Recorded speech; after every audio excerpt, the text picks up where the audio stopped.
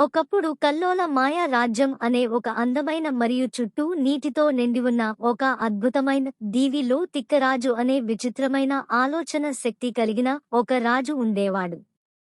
ఒకరోజు తిక్కరాజు రాజుకు ఒక ఆసక్తి కలిగింది. ప్రపంచంలోని అత్యంత మధురమైన విషయం ఏమిటో తెలుసుకోవాలనుకున్నాడు.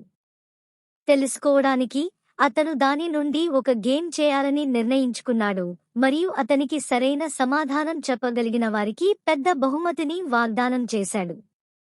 రాజు అన్వేషణ గురించి వార్తలు వేగంగా వ్యాపించాయి మరియు వెంటనే చుట్టుపక్కల నుండి ప్రజలు ప్యాలెస్లో గుమిగూడారు. ప్రపంచంలోని అత్యంత మధురమైన విషయం ఏమిటి అని అందరూ ఆశ్చర్యపోతుండగా, అందరి కనుల్లో సమాధానం ఏమి ఉంటుంది అనే ఆలోచనతో పాటు ఎవరు ఏ చిక్కు ప్రశ్నని విప్పుతారు అని ఉద్వేగంతో చూస్తున్నారు.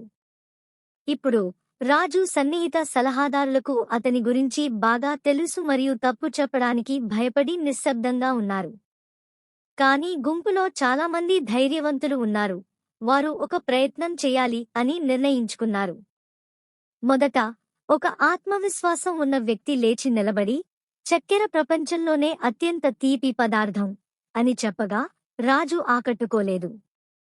ఇంకో వ్యక్తి, కాదు కాదు మహారాజా, పంచదార కంటే బెల్లం తియ్యగా ఉంటుంది అని ప్రయత్నించాడు. కాని తిక్కరాజుకి ఆ సమాధానం కూడా నచ్చలేదు.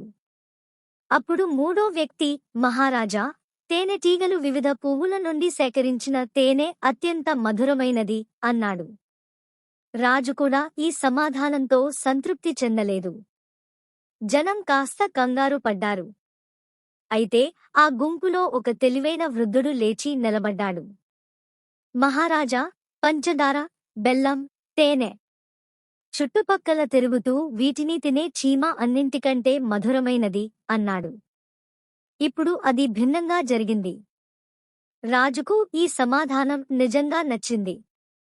చీమ తన సహజమైన జీవనశైలి వలన చక్కెర, బెల్లం మరియు తేనె యొక్క తీపిని ఎటువంటి హడావిడి లేకుండా ఆస్వాదించగలదని వృద్ధుడు వివరించాడు. రాజు ఈ సమాధానానికి సంతోషించి జ్ఞానికి చక్కని బహుమతిని ఇచ్చాడు. అయితే ఆ గుంపులో ఒక ఆసక్తిగల చిన్న పిల్లవాడు భిన్నంగా ఆలోచించాడు. సభ ముగిశాక ఇంటికి వెళుతున్న విఘ్నుడితో అతను, నీ సమాధానం రాజుకు మంచిది కావచ్చు, కాని అది సరైనదని నేను అనుకోను అన్నాడు. బుద్ధిమంతుడు నవ్వి, అవునాయనా, సృష్టిలోనే అన్నిటికంటే తీయనైనది తల్లి ప్రేమ. కాని సందర్భాన్ని బట్టి ప్రశ్నించిన వారి బుద్ధి కుశలతకు అనుగుణంగా సమాధానం ఇవ్వడం లౌక్యం. అందుకే అలా చెప్పవలసి వచ్చింది అన్నాడు. ఆ చిన్న పిల్లవాడు ఇప్పుడు ఈ వివరణతో సంతృప్తి చెందాడు.